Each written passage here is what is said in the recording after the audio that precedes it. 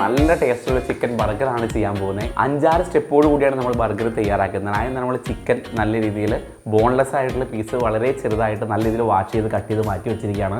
അത് നമ്മൾ മിക്സിയിലിട്ട് അടിക്കാൻ പോവാണ്. അത് 300 ഗ്രാമോളം ചിക്കൻ്റെ പീസാണ് നമ്മൾ മിക്സിയിൽ ഗ്രാൻഡിട്ട് അടിക്കാൻ പോകുന്നത്. ജസ്റ്റ് ക്രഷ് ചെയ്താണ് എടുക്കുന്നത്. ആദ്യം തന്നെ ചിക്കൻ്റെ പാറ്റിയുടെ മസാല തയ്യാറാക്കാനായിട്ട് 5 അല്ലി വെളുത്തുള്ളി, അതിലേക്ക് 2 പച്ചമുളക്, ഒരു മീഡിയം വലുപ്പത്തിലുള്ള സവാള ക്യൂബായിട്ട് കട്ട് ചെയ്തത്, മല്ലിയില, കുരുമുളക്, ഒരു ബ്രസ്റ്റ് പീസിൻ്റെ പകുതിയാണ് നമ്മൾ എടുത്തിട്ടുള്ളത്. ബോൺലെസ് പീസാണ് നമ്മൾ എടുക്കേണ്ടത്. അപ്പോൾ അല്പം ചിക്കൻ്റെ ഫാറ്റ് ചേർന്നാലും നല്ല സ്മൂത്ത് ആയിട്ട് തന്നെ ചിക്കൻ ഇരിക്കും. നല്ല രീതിയിൽ ക്രഷ് ചെയ്തെടുത്തു. അപ്പോൾ ഒരു ബ്രസ്റ്റ് പീസിൻ്റെ പകുതിയും അല്പം ഫാറ്റിൻ്റെ പീസും ഇട്ടിട്ടാണ് നമ്മൾ മിക്സിയുടെ ജാറിൽ മിക്സ് ചെയ്യുന്നത്. 2 പ്രാവശ്യമായിട്ട് നമ്മൾ ചിക്കൻ അരയ്ക്കുന്നത്. ബാക്കിയുള്ള ചിക്കൻ കൂടി നമ്മൾ മിക്സിയുടെ ജാറിലിട്ട് നല്ല രീതിയിൽ ക്രഷ് ചെയ്തെടുത്തു. ഇനി നമ്മൾ അതിലേക്ക് ഒരു പകുതി നാരങ്ങയുടെ അല്ലി പിഴിഞ്ഞൊഴിച്ചു. അല്പം റെഡ് ചില്ലി ഫ്ലേക്സ് ഇട്ട് കൊടുത്തു. ഉപ്പ് വേണമെന്നുണ്ടെങ്കിൽ നമുക്ക് ചിക്കൻ മിക്സ് ചെയ്യുമ്പോൾ വേണമെന്നുണ്ടെങ്കിൽ നമുക്ക് ചേർത്ത് കൊടുക്കാം. ഉപ്പും കൂടി ചേർത്ത് നമ്മൾ നല്ല രീതിയിൽ മിക്സ് ചെയ്തു.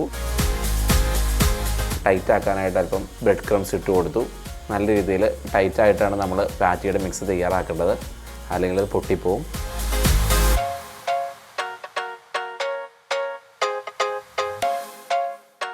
ഈ ഒരു പരുവത്തിൽ നമ്മൾ മിക്സ് തയ്യാറാക്കി മാറ്റി വെച്ചു. ഒരല്പം വലുപ്പത്തിൽ തന്നെ നമുക്ക് ബോൾ തയ്യാറാക്കി തന്നെ മാറ്റി വയ്ക്കുക. പൊറോട്ടയൊക്കെ തയ്യാറാക്കുമ്പോൾ നമ്മൾ ഉപയോഗിക്കുന്ന ബോൾ പോലെ തന്നെ വലിയ ബോളായിട്ട് തന്നെ തയ്യാറാക്കുക. ആ ബോൾ നല്ല ഫിനിഷിംഗ് ആയാൽ തന്നെ നമ്മുടെ പാറ്റിയുടെ സൈഡൊന്നും വിട്ടുപോകാതെ നല്ല രീതിയിൽ തന്നെ കിട്ടും. 5 ബർഗർ വരെ നമുക്ക് തയ്യാറാക്കാവുന്ന രീതിയിലാണ് നമ്മൾ പാറ്റി തയ്യാറാക്കി മാറ്റി വെച്ചിരിക്കുന്നത്. പാറ്റി മിക്സ് ചെയ്യാനായിട്ട് നമ്മളൊരു മുട്ട എടുത്ത് നല്ല രീതിയിൽ ഉടച്ചു.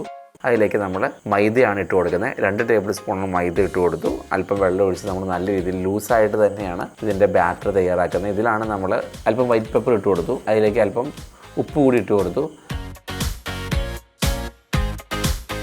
അല്പം കൂടി വെള്ളം ഒഴിച്ച് കൊടുത്ത് നമ്മൾ ഈ ഒരു പരുവത്തിലാണ് നമ്മുടെ ബാറ്റർ തയ്യാറാക്കി മാറ്റിയിരിക്കുന്നത്. ഇനി നമ്മൾ അത് ഡിപ്പ് ചെയ്യാനായിട്ടുള്ള അല്പം ബ്രെഡ് ക്രംസ് എടുത്തു.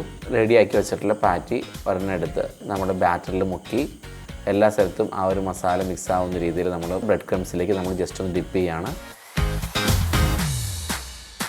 അത് കഴിഞ്ഞിട്ട് നമ്മൾ ഓയിൽ ഒട്ടും ചൂടല്ല, വളരെ സ്ലോ ഫയർ ആയിരിക്കണം. ഒരുപാട് ചൂടായി കഴിഞ്ഞാൽ പുറം ഭാഗം മാത്രം കരിഞ്ഞിരിക്കും, ഉള്ളിലേക്കൊന്നും വേവാണ്ടിരിക്കും. അപ്പോൾ അതുകൊണ്ട് വളരെ സ്ലോ ഫയറിൽ വേണം ഇത് ഫ്രൈ ചെയ്യാനായിട്ട്. തിരിച്ചും മറിച്ചും ഇട്ടിട്ട് നമ്മൾ ഒരുപാട് നേരം ഇട്ടാലും അത് ബ്ലാക്ക് കളറായിപ്പോൾ. പാനിലേക്ക് ഇട്ട് കൊടുത്ത് അല്പം നേരം കഴിഞ്ഞപ്പോൾ തന്നെ തിരിച്ചിടുക. മറിച്ചിട്ടിട്ട് വേണം ഫ്രൈ ചെയ്യാനായിട്ട്.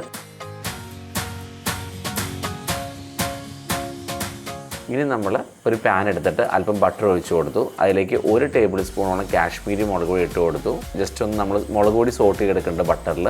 ഇതാണ് നമ്മൾ മയോണൈസിലേക്ക് ഒഴിച്ച് കൊടുക്കുന്നത്. നമ്മൾ മയോണൈസ് വീട്ടിൽ തന്നെ തയ്യാറാക്കിയതാണ്. മയോണൈസ് തയ്യാറാക്കുന്ന വീഡിയോ ഡിസ്ക്രിപ്ഷൻ ബോക്സിൽ കൊടുത്തിട്ടുണ്ട്.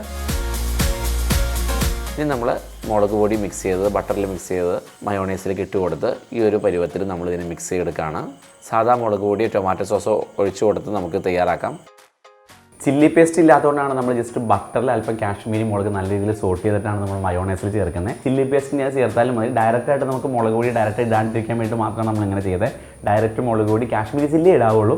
സാധാ മുളക് ഇട്ട ഭയങ്കര സ്പൈസി ആയിരിക്കും. നമ്മുടെ ബർഗർ ബൺ എടുത്തു. അതിൻ്റെ നടുഭാഗം ഒരേ വലുപ്പത്തിൽ കട്ട് ചെയ്തു. ഇനി നമ്മൾ നേരത്തെ ആ പാനിൽ മുളക് പൊടി തയ്യാറാക്കിയ പാനിൽ അല്പം കൂടി ബട്ടർ ഇട്ട് കൊടുത്ത് നമ്മൾ ജസ്റ്റ് ഒന്ന് അതിൽ ഡിപ്പ് ചെയ്തെടുക്കുന്നുണ്ട്.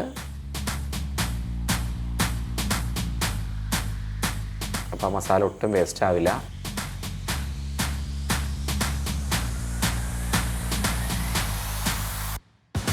ഇനി നമ്മൾ ബർഗർ തയ്യാറാക്കാനായിട്ട് പോവാണ്.